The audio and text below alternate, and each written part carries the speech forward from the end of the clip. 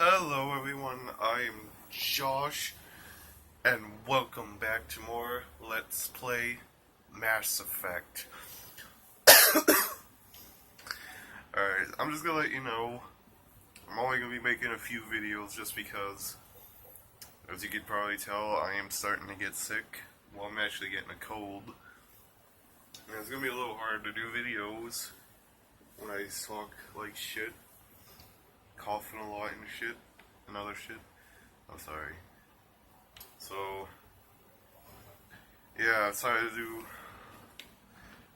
Yeah, I can't help it, guys. I'm sick. Sucks. Anyways, gonna talk to a boy, Garrus. How you doing, buddy? Thanks for bringing me on board, Commander. I knew working with this Spectre would be better than life at CSEC. New? Have you worked with a Spectre before? Well, no, but I know what they're like. Spectres make their own rules. You're free to handle things your own way. At CSEC, you're buried by rules. The damn bureaucrats are always on your back. For the most part, the rules are there for a reason. Maybe. But sometimes it feels like the rules are only there to stop me from doing my work. If I'm trying to take down a suspect, it shouldn't matter how I do it, as long as I do it. But CSEC wants it done their way. Protocol and procedure come first. That's why I left. So you just quit because you didn't like the way they do things? There's more to it than that. It didn't start out bad, but as I rose in ranks, I got saddled with more and more red tape. CSEC's handling of Sarah was too. I just couldn't take it anymore. I hate it. I hope you made the right choice. I'd hate for you to regret it later. Well, that's sort of why I teamed up with you. It's a chance for me to get off the Citadel, see how things are done outside CSEC. Either way, I plan to make the most of this. And without CSEC headquarters looking over my shoulder, well, maybe I can get the job done my way for a change. If getting the job done means endangering innocent people, then no. We get the job done right, not fast. Got it? I wasn't trying to. I understand, Commander. You better understand. Ew, what's with the lines? Like he's. What the hell? Alright, Williams, what do you got? Commander? What's your opinion on the last mission? Kinda wish you got there sooner, Commander. No offense, I appreciate the rescue. I just wish... Wish we'd been able to save the rest of your unit. Yes, sir. If I had been more alert, we wouldn't have been cut down by an ambush. Hold on, guys, I'm trying to fix the audio. Again, they're perfect ambushers. They don't move, they don't make noise, they don't even breathe. Sir, they have flashlight heads. I'll make sure it doesn't happen again. Alright. Do you have a few minutes to talk one-on-one? I'm sorry, Commander. I need to get my duties squared away. I wouldn't mind talking more later, though. Dismissed, Chief. Sir. Alright. Hello, Rex. Nice ship you got, Shepard. What can I do for you? What's your story, Max? There's no story. Go ask the Quarian if you want stories. You Krogan lived for centuries. Don't tell me you haven't had a few interesting adventures. Well, there was this one time the Turians almost wiped out our entire race. That was fun. I heard about that. You know, they almost did the same to us. It's not the same. Seems pretty much the same to me. So your people were infected with a genetic mutation. An infection that makes only a few in 1,000 children survive birth. And I suppose it's destroying your entire species. I suppose it isn't all the same. I don't expect you to understand, but don't compare humanity's fate with the Krogan. Sorry, Rex. I wasn't trying to get you upset. Your ignorance doesn't upset me, Shepard. As for the Krogan, I gave up on them long ago. The genophage infected us, but it's not what's killing us. Are your people really done?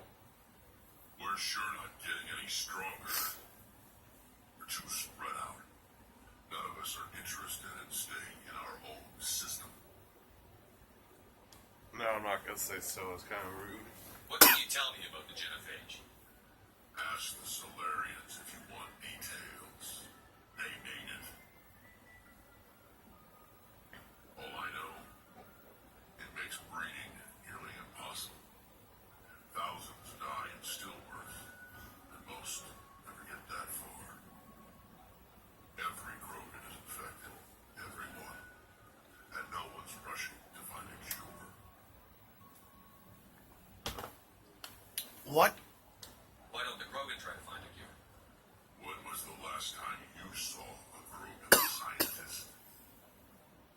Ask a Krogan.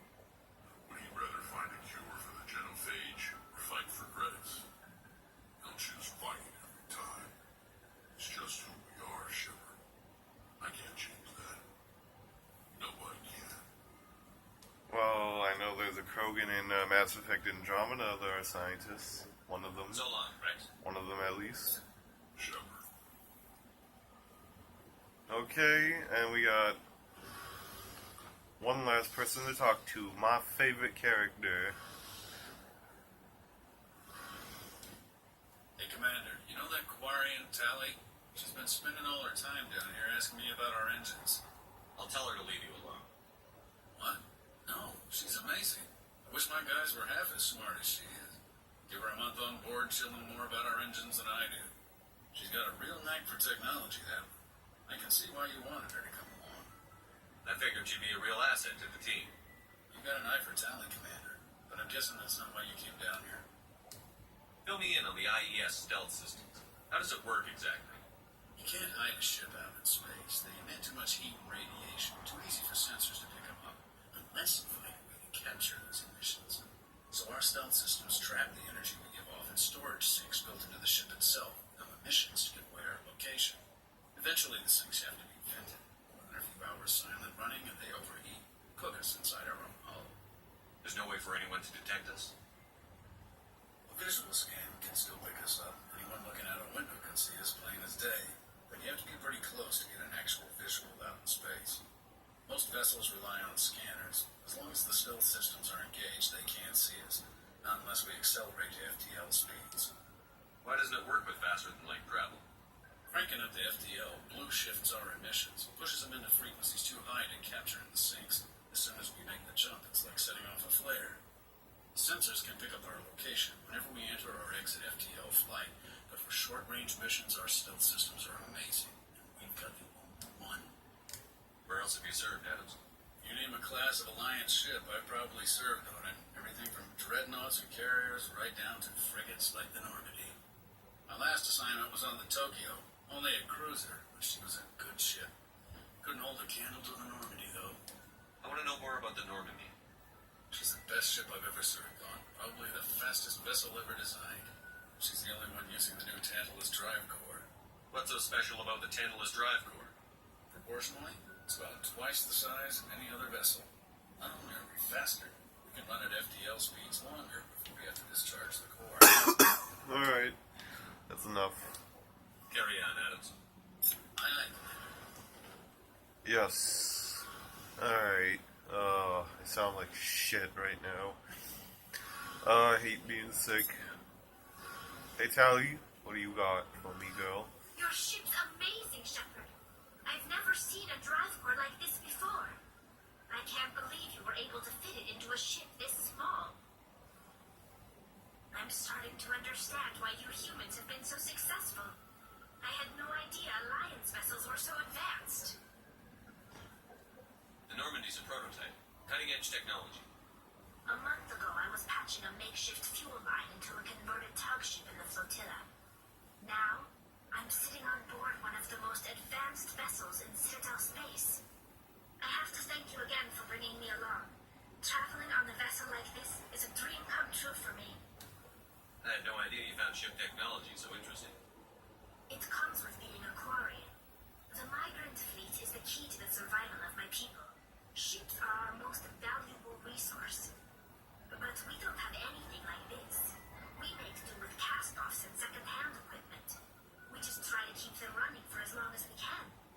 Some of the fleet's larger vessels date all the way back to our original flight from the get. I can't believe you're fleet still using ships that are 3 centuries old? They're constantly being repaired, modified, and refitted. They aren't pretty, but they work. Mostly. We've tried to make ourselves as independent as possible on the flotilla, grow our own food, mine, and process our own fuel. But some things we just can't make on our own. A patch to maintain the hull integrity requires raw materials we just don't have. That's why our pilgrimages are so important. Hold on, guys. Take a sip of drink.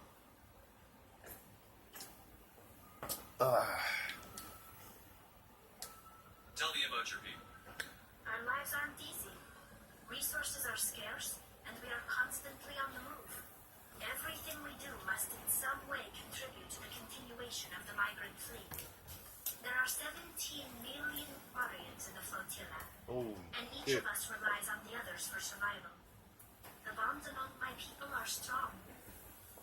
Unfortunately, we have had to surrender many of the freedoms and civil liberties other species take for granted. What kind of freedoms? Well, it's illegal for parents to have more than one child. If our population grows too much, it would strain our resources to their breaking point. Of course, we also can't allow our numbers to become too few. If our population is in decline, the rule against single births is temporarily repealed. In extreme cases of population decline, incentives are even offered to encourage multiple births. Though the Conclave hasn't had to take such measures in nearly a century. That's your government. The Conclave is our civilian branch of government. Each ship can elect a representative to serve on the Conclave and make decisions that affect the fleet as a whole. On matters that affect an individual ship, however, the captain has the final say. It's a tradition that dates back to the early days, when the fleet was governed by martial law. Fortunately, most captains nowadays are smart enough to have an elected council from their crew to give them advice and guidance. So the ultimate power rests with elected officials. In practice, the Conclave and the respective council for each ship tend to set the rules that govern our daily lives. But in theory, we are still under military jurisdiction. The 5 top-ranking military officials in the fleet serve on the Admiralty Board. These 5 have the power to overrule any decision by the Conclave in case of emergency. To do so requires unanimous agreement among the Admiralty, and they can only do this once. After that, the entire board must resign their posts. It's a safeguard that served us well. In nearly 3 centuries, the Admiralty Board has only overruled the Conclave 4 times.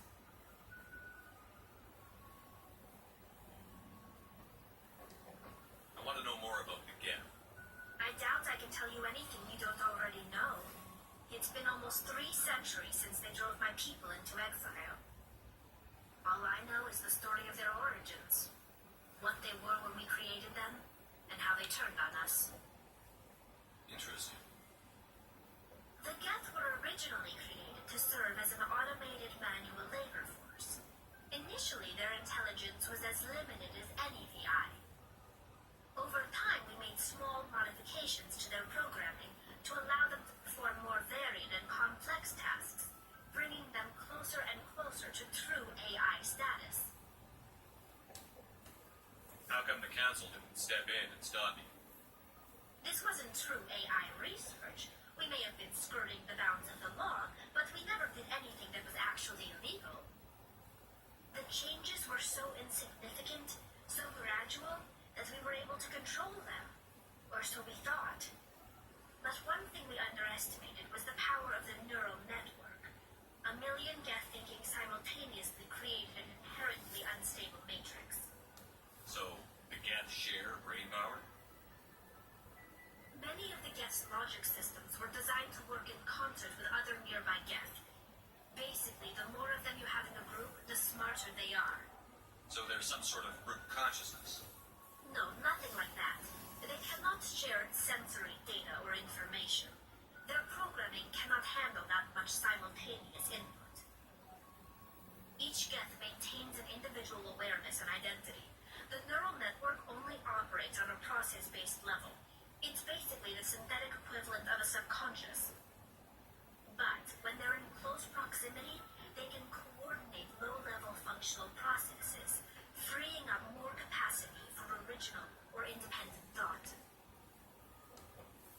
doesn't make any sense. I'm probably oversimplifying. The Geth are incredibly advanced and complex creations. All you need to know is that they get smarter when they gather in large numbers. As we built more and more Geth, their effective intelligence became more sophisticated, more abstract. One day, a Geth began to ask its Quarian overseer questions about the nature of its existence. Am I alive? Why am I here? What is my purpose? As you can imagine, this caused a near panic among my people. I don't see what's so bad about those questions. The Geth were created to engage in mundane, repetitive, or dangerous manual labor. That's fine for machines, but it won't satisfy a sentient being for long. The Geth were showing signs of rudimentary self-awareness and independent thought. If the Geth were intelligent, then we were essentially using them as slaves. It was inevitable the newly sentient Geth would rebel against their situation.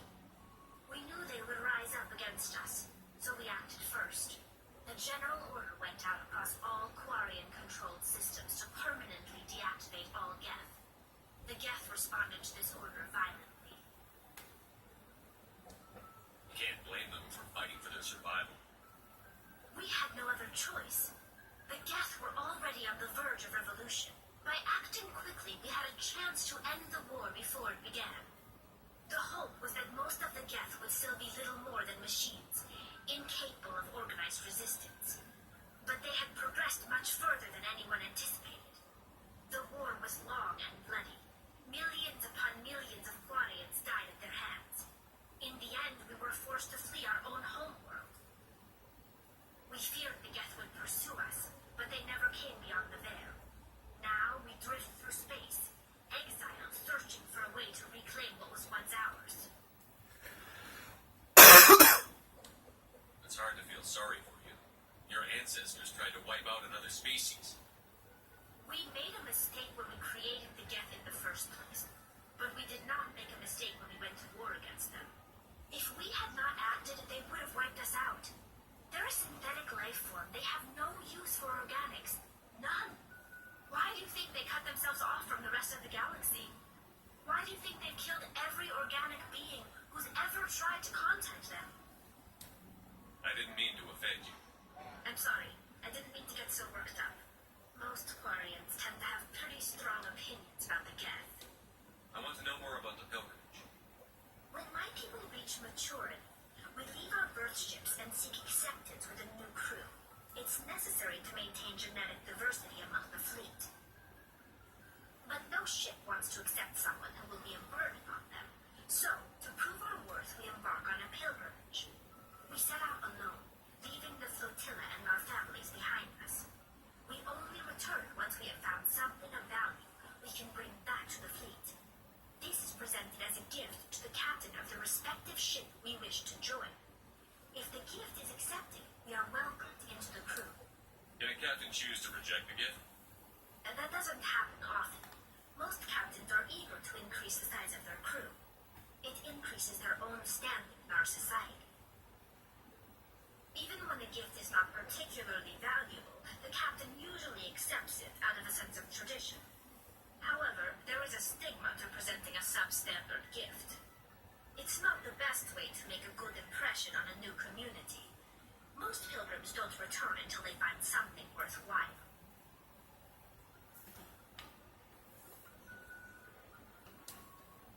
I can't believe they just send you off alone. It's not like they just cast us out. Before we leave, we are given lessons in how to survive outside the flotilla, and given gifts to help us on our journey. We also receive implants to fight off sickness and disease. Generations of living in an isolated and highly controlled environment have left our immune systems weaker than most. By the time we leave the fleet, we are well equipped for the pilgrimage. This is a rite of passage for all Quarians. If it were dangerous, our numbers would suffer. Virtually every pilgrimage ends with a triumphant return and the ritual presentation of the gift to one of the fleet's captains. I want to talk about something else. Like what? You already said everything. Alright. I should go. See you later. Alright. That was a long conversation with her. Oh, she is all into this sciencey stuff. And that's why everyone loves her. Now, let's see the lockers.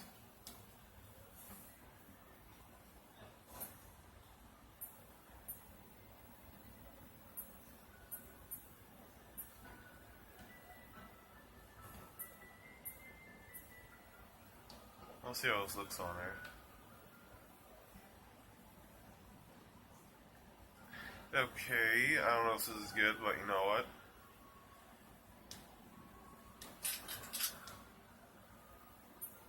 Shock absorbers. Okay, I'll give her that.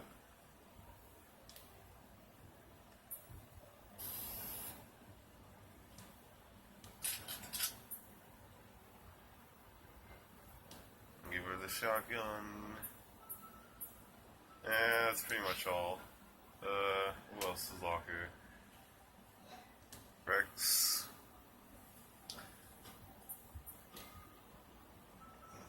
He's wearing yellow armor. Oh, this one looks better though. 20. Are you kidding me? This is better? Fuck. I'm gonna go turn it on me, Joe.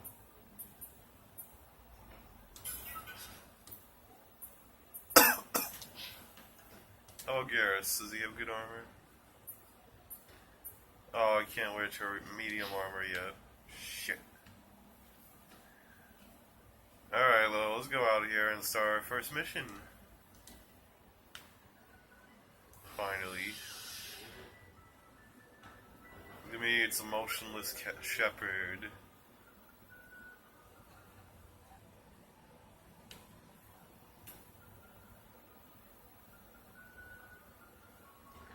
So we just talked to everyone. Probably the longest conversation we had just now is with Tali. Well, you know what? You can't hate her. Everyone loves her. She has such a big fan base. That's why she's gonna be my girl. But you can't romance her until the second game.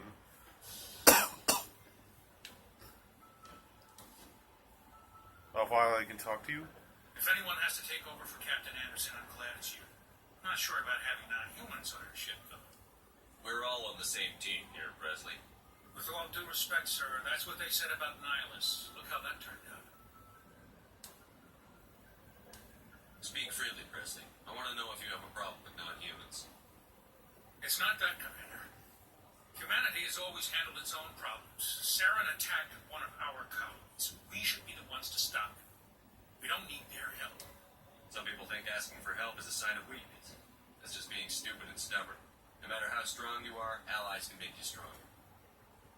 I guess so. Maybe I'm just stuck in the old ways of thinking. But don't worry, Commander. This won't be a problem. How did you end up assigned to the Normandy? I signed up with the Alliance as a navigator right out of school, following in my grandfather's footsteps, I guess. My first posting was on the Azure. We were at Elysium during the Skillian Blitz. A massive fleet of alien raiders hit the colony, trying to wipe it out. They had the numbers, but their ships were no match for an Alliance frigate. It was a slaughter. We couldn't even keep track of how many ships they lost. How'd you end up on the Normandy? I got my officer's commission after Elysium. Must have made an impression on the right people. Captain asked for me when he was picking his crew. Alright. Carry on, Presley. Yes, sir. Hey, +2 Paragon. Alright, let's level up. Let's put in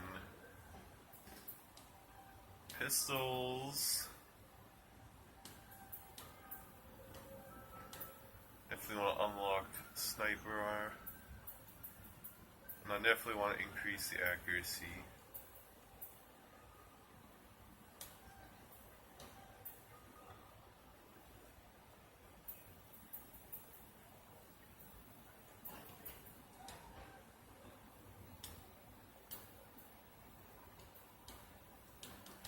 Oh, that sucks. I can't increase sniper now. That sucks. Spectre training, increase damage. I'll put